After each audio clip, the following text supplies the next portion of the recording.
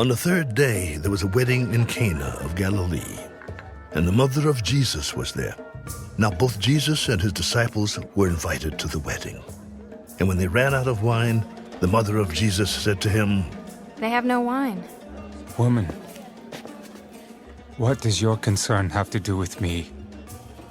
My hour has not yet come. His mother said to the servants, Whatever he says to you, do it. Now there were set there 6 water pots of stone, according to the manner of purification of the Jews, containing 20 or 30 gallons apiece. Fill the water pots with water. And they filled them up to the brim. Draw some out now, and take it to the master of the feast. And they took it. When the master of the feast had tasted the water that was made wine, and did not know where it came from, but the servants who had drawn the water knew, the master of the feast called the bridegroom. Every man at the beginning sets out the good wine, and when the guests have well drunk, then the inferior.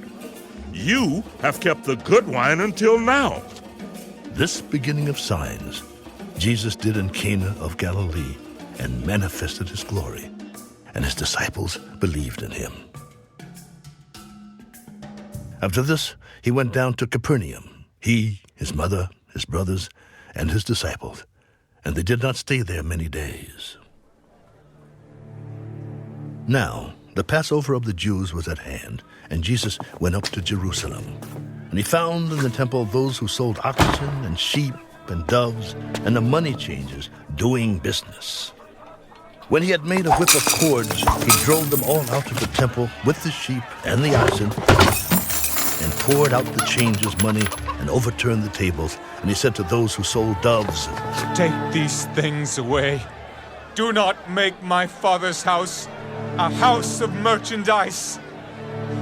Then his disciples remembered that it was written, Zeal for your house has eaten me up.